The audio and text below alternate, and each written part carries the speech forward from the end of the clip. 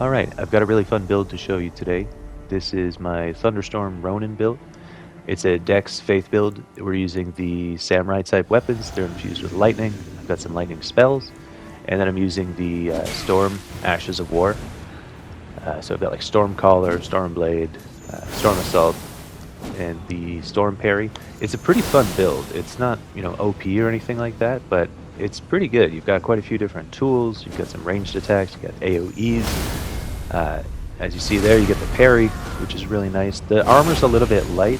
I don't have a light roll, but it's just on the lighter side in general. Don't really have great protection, so that's one kind of downside of the build. This is kind of a stat-hungry build, but we're at level 90, which might not be the ideal range for this kind of setup, but it's a really fun build, and this is the range I usually prefer to invade in, so I've kind of made it work here. Another thing I wanted to talk about a bit today is roll catching. So I'm a fairly new invader myself. Roll catching is something that I've just recently come to kind of understand. Um, I didn't do any PvP in any of the past Souls games. I did play them, but I just PvP, PvE only. But I've been doing invading in Elden Ring lately. A little bit late to the game with it, but there's still quite a bit of activity. And it's a ton of fun. I wish I started sooner, to be honest with you, but having a lot of fun in the learning process, learning how to roll catch, learning the timing for parrying, and some of the other skills, learning how to put builds together, and understanding kind of what's important, what tools are good to have, and stuff like that. But yeah, roll catching I think is a good spot to start. I know that that's a super important skill. You see that all the time when you watch videos by the bigger YouTubers, and you might hear them mention roll catching and not quite know what it is. And it's essentially just timing your attacks to hit an enemy as they come out of a roll, so that you don't keep whiffing on them. So I'll try to point it out a little bit here. I think this guy managed to kind of finish with a roll catch right there. It's easiest to do these little chase down roll catches with something that has a big thrust attack. So this heavy katana is perfect, but like a halberd is also really good. A thrusting sword or a heavy thrusting sword is good, or a spear, or a twin blade. There's quite a few weapons that are good, and you don't need a thrusting weapon to do it. I just find the timing is easiest with the thrusting weapon, so that's a good place to start. So I think we see another roll catch on this guy. We almost got the parry on him. If he just came a little bit closer, I think that would have connected. That would have been pretty satisfying. It's really nice to parry that Bloodhound step.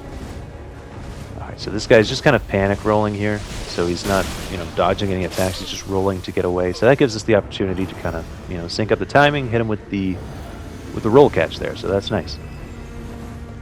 Alright, we've got another group here. I think they just killed the gargoyle before this clip starts rolling here, but so we've got 3 people, not really a ton of cover. So not the ideal situation to be in, but as long as we kind of take things easy, don't get overly aggressive, we can figure this out. So they're starting to come at us here, and the idea is to kind of pull them up these stairs, because we know they probably haven't gone up there and killed these duelists. This guy starts waving at me, so I give him a wave back. I get punished for it. That's what you get for being nice. You can't be nice in this game. You just gotta be ruthless. This is a lower level, but we see some people with some pretty heavy armor and weapons. We see some DLC weapons and stuff like that. So, these guys are definitely prepared. We don't have to take it easy on them. Not that we'd ever do that, but things get a little bit hairy here. We get our health down quite far. Get a good heal in though. They're throwing the throwing daggers. They're trying to chip us down. They've got the rivers of blood. He's got the faults. That weapon's pretty dangerous. So, we kind of narrowly avoid getting blendered there. If we were right in the middle of that attack, that would have just locked us down and wouldn't have been able to do much. We got lucky and dodged the bleed there. That's really nice. And then we've got a helper here. Now this guy, he's no joke as well. So having him here is nice. Now I forget that this thing has like a 3-part splash, so I try to roll in behind him and get the backstab. That was my bad there.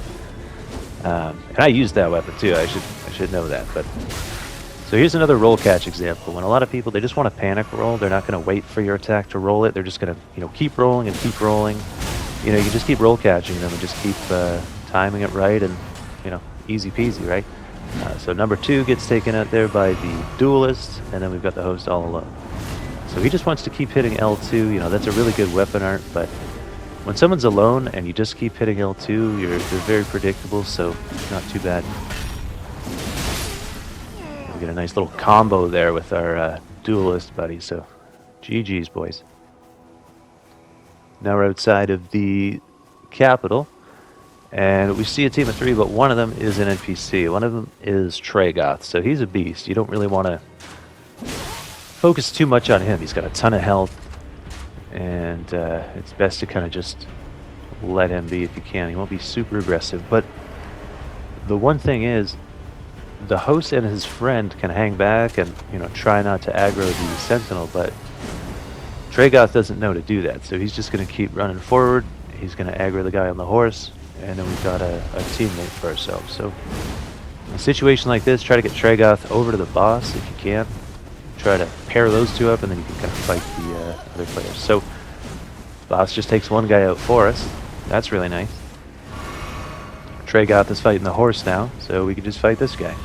So everything's kind of working out. He's got the Bloodhound Fang.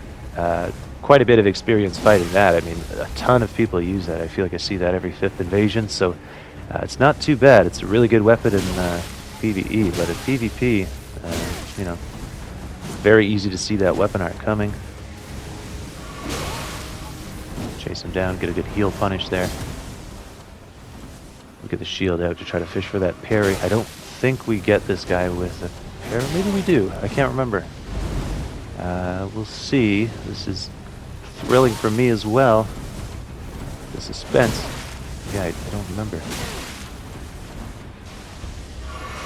Alright, so he gets us with some good hits there. I mean, that was rough. We get the bad pivot, turn around into a parry. Look at that. I did remember what happened. I psyched you out. Alright. So we go with the wake up here.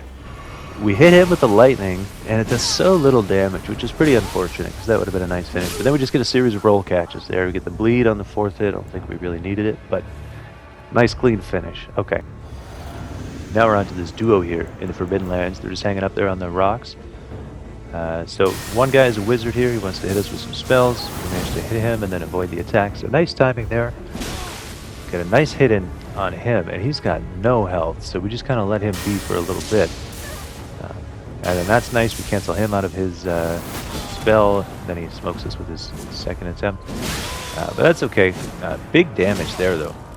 So we can see why that host has so little health. He's just putting everything into his damage. He's hitting hard. But GG's, boys. You got to watch for that whirlwind. That's tough. All right, so we're back here again with the Fire Prelate, the Fire Monks. So, you know, a fun area to invade. I was getting a lot of invasions in this area this day, and, you know, I don't mind that. So we miss him with the spell. He gets killed by the Fire Monk first, but the spell hits the host, who's behind me. Gives me a little bit of a warning that he's trying to sneak in there. But, you know, we just managed to get him with a quick series of roll catches. So, GG's, boys. A nice, quick, easy one for us. And, again, we can kind of credit that to the roll catches. So here we've got Farmer John. Now, I don't know how good Farmer John is at his job, because I don't really see any fields or livestock, and it seems like everybody's starving in the lands between. So, I don't know. Maybe he's got to, you know, put the poker down and you know, get back to work. But we give him a little duel here. He's got the you know, desk poker, the octopus head. Kind of a cool build here. We hit him with the parry though, and you know, that's kind of all it took. He wasn't healing. He was a proper duelist, although he was rune art, so I don't know. Okay, I guess. Now we're at Caria Manor. This is a pretty cool spot. I rarely would get an invasion here. I haven't really been invading that long, but this has only happened once or twice. Pretty cool spot. I like that the cliffs are here. There's kind of opportunities for verticality. Spoiler alert: we don't get any cool gravity kills here or anything, but it's kind of a cool spot to fight. This guy, he just turtles up. We're doing chip damage to him because I've got the lightning infusion, and that shield only blocks probably half the lightning damage or something like that. Now he's super aggressive, and that just leads to him getting killed pretty quickly. And I don't remember Aragorn looking like that. And then we get this guy with the guard break, so that's pretty nice. And that's the end of them. So now we go to Volcano Manor. This is a really fun spot to invade. We've got the rooftops up there. We've got some decent enemies. We've got some pretty cool terrain. Just areas that you kind of separate people. Areas that you can kind of pull some ambushes off if you haven't been noticed yet. So it's pretty nice. So this guy immediately pulls out the Frenzy Flame Spear. We almost get the backstab on him. Pretty unfortunate.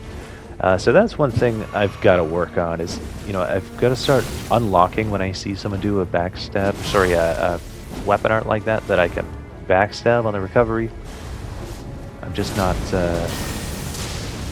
I'm not remembering to do it. You can still backstab people if you stay locked on, but it's easier if you unlock. You get that quick little turnaround after your dodge, so that's the next skill I think I've got to master here. So these guys, they just want to throw, some spells. He's got lightning bolts. I've got lightning bolts. This guy's got a magic bow and arrow.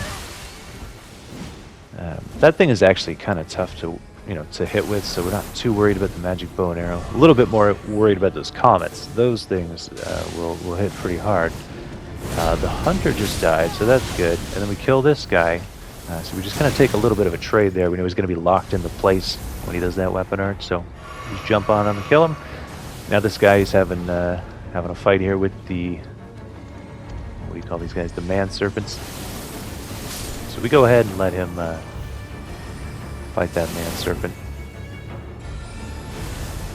This is one time where I miss having carry and retaliation, just not being able to carry those spells, but he's going for the rock spells anyway, so I guess it's fine.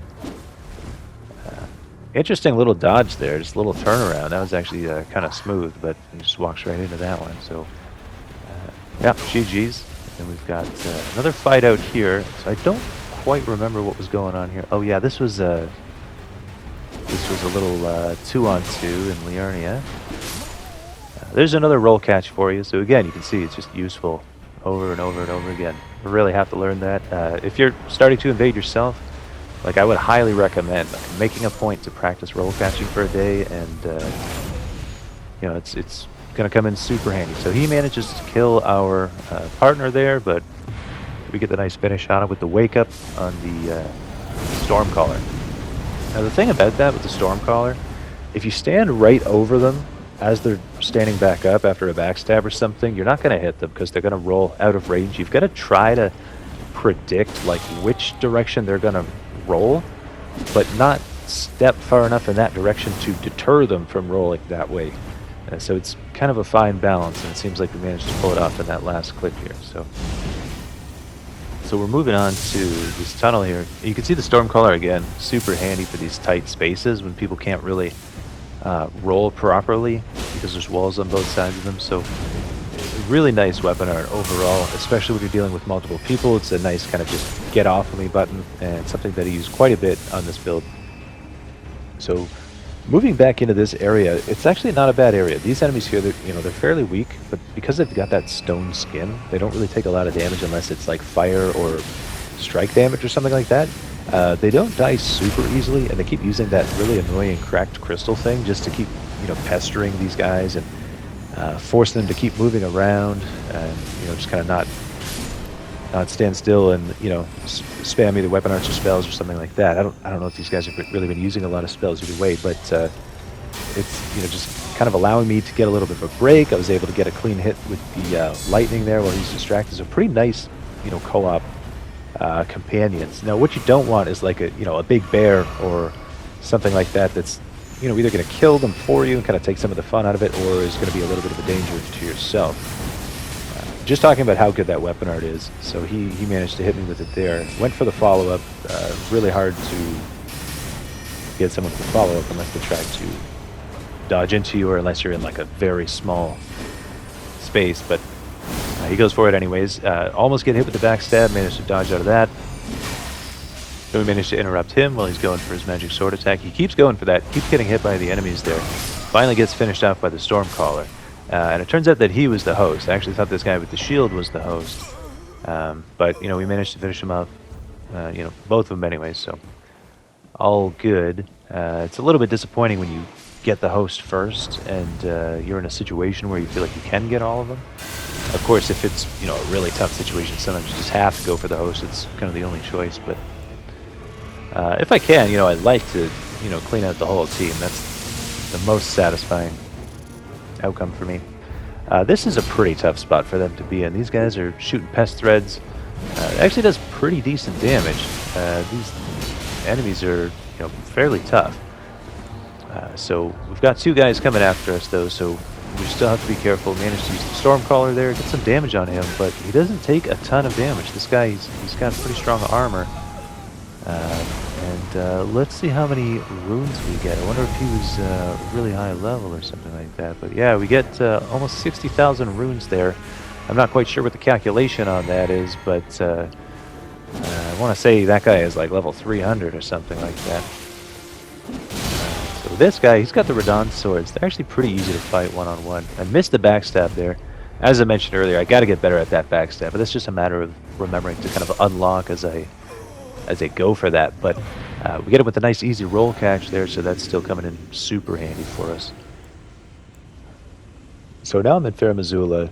This is a pretty good spot to be. We've got a couple beast enemies that are going to back us up here. There's also some water here, which will lower their lightning defense if we can get them into this room. Unfortunately, we're not really able to get these guys into this room. So right now they're kind of down to the side. They're hiding. We see this guy come up. He hides behind the tree, like we can't see him there, but obviously we can. I go for something that I think might have enough splash damage to hit him if he, I don't know, doesn't see me coming somehow, but of course he does. And now his friend joins him. So we've got a 2-on-1. Really want to get him into that room, like I said, but obviously they're too wise for that, so we've got to fight them out front a little bit. Maybe we can get behind them and push them in. That's going to be a little bit tough. And what we don't want them to do is go across that little bridge there, because at that point they're just going to sit there, and if we cross over with them, we're at a severe disadvantage. So we can see them kind of sneaking over a little bit. This guy tries to go for I don't know, a little flank here. We see him coming, but it's not bad. We just kind of want to get them in close. We managed to get him with the backstab here, and what I want is to finish him with the Stormcaller, but as I mentioned before, you're not going to hit it if you just do it right beside them. You've got to predict their movement. We do manage to hit the host, though, because he just walks right into it, and we even hit him with the follow-up, but it's just barely not enough to kill him. I could do a little bit more damage with this. I'm not using the DLC talisman that increases the power of the storm. I think that gives me like another 10% damage on that weapon art. I think that definitely would have allowed me to finish him off there, but this is a stat-hungry build, like I said, so we kind of need the Dexterity and Faith talismans as well. So not a ton of flexibility with talismans on this build, but that's okay. So we see this guy rolling left and right, and the hope is, that he'll just get kind of careless and roll off the edge. It's not happening yet, but we just kind of keep shooting, and lo and behold, he goes the wrong way and manages to fall off, which is pretty nice. Pretty satisfying, honestly. Now we just pull our weapon back out. We go over to finish off the host now. Unfortunately, he does this thing that some hosts do, where he just, I don't know, completely gives up. So he turns himself into a pot there. We run up, take a look at this. Very nice. He spins around. He's got crazy pot skills. I mean, his true calling in life was probably that of a pot. I mean, that's really where he made his mark. But yeah, we sent him off the cliff there and say goodbye to him. So now we're in the open world. We set a little bit of an ambush here, so this is pretty nice. I hit him with a nice thrust attack, and this guy, he's got no health here. He's down to half because he's got no armor. So we know one more hit's gonna finish him off. But I'm not sure if he's light rolling. He looks like he would be light rolling because he's not wearing anything. But I don't know. It's kind of hard to tell. And I just can't quite hit him here. It's a little bit frustrating, but now his friends have come into the mix, and I've got to back off a little bit. Unfortunately, I think he's far enough away to heal. Yeah, he gets the heal. We get the heal punish, and then we get the roll catch, and then we get another roll catch, and then he gets saved again. So disappointing. Now we're into a 2-on-2 here, but I've got a couple foot soldiers, and You know, they're not too tough, but they seem to be doing their job. This guy just absolutely smokes me with a bolt of Grand Sacks. But we managed to kill the host there, so it's all good. Now, this is a really cool area to invade. There's a lot of verticality here. We've got this cool pillar that leads up to the wall. We can jump over the wall. There's the little narrow passage that leads around. Just a bunch of opportunities to get people separated and, you know, have some really fun fights. So we've got this Curseblade cosplayer coming at us. Now we can see it's not a perfect cosplay. They're using the Smith Script Circ and not the Curseblade Circ, but you know, that's totally understandable. It's a way more fun weapon. We got to get out of there a little bit because we don't want to get lendered in a tight area, but we managed to get a couple of hits in. They've both healed up, so now it's time to retreat a little bit. A really nice Stormcaller there. Makes them both back off again. We get a chance to heal, and it's time to pull out a little bit here. So I'm going to go jump to this roof, get a little bit of space. If they try to chase after me here, I'm going to hit them as soon as they land, so they don't really want to chase me to this roof. But we are frostbitten, so that's not good. We can go ahead and cure that. Health is in a decent spot. Don't really want to use a flask at this point, but we could pop the Physic Flask, which I think I do right here. Yep. So we pop the Physic Flask, and we decide to get back into it. So the Phantom actually gets really aggressive here and runs right after us. Actually kind of overshoots us a little bit. We get a really good Stormcaller there. We get a nice roll catch, then another roll catch. So we take them out of the picture. Now we've got the host. He's doing that weapon art for the Eleonora's Pole Blade. Not really a great weapon overall. Really just the weapon art is the only kind of cool thing about it. And, you know, we can see he's doing it again there. This guy loves that weapon art. That's his favorite thing in the world is that weapon art. But he decides it's not working for him. So he switches over to the Smith Script Circ again. Goes for a heal here, and then he's going to come back in and fight. Now this guy, despite his friend dying and stuff, he doesn't really decide to run or anything. He wants to fight, which is pretty cool. You know, so many hosts, they just want to run as soon as their friends get killed. But then once he gets hit a couple more times, he decides, okay, you know what, I am out of here. But we get him with a couple easy roll catches, and that's that. Here's a quick look at the build, though. So I'll show you the stats. It's a level 90 build. I've got 50 Vigor, of course. You need that just to be able to survive. And in terms of the damage, I've got it split between Dexterity and Faith. That's so I can use some spells, but also have the Lightning-infused weapons. I'll give you a quick look at the talismans here. So I've got the +5 talismans for Faith and Dexterity, and then the extra health talismans. Here's the armor that I'm wearing. I'll give you a quick look at the fashion as well if you want to try to put this together. I think it's a pretty cool look and build. You know, Ronin theme, Iron Casas, pretty cool for sure. And I went with the Nox armor. I just thought it was kind of cool and unique. I haven't really seen anyone put that together before. There's the spells that I'm using. Don't really lean on the spells too much because I don't have a ton of mind and they don't do a ton of damage, but I've got some buffs and stuff in there. Those are always good. But that's it for the build. Really appreciate you watching. I've got some more builds coming. Like and subscribe for more, and I'll catch you in the next one.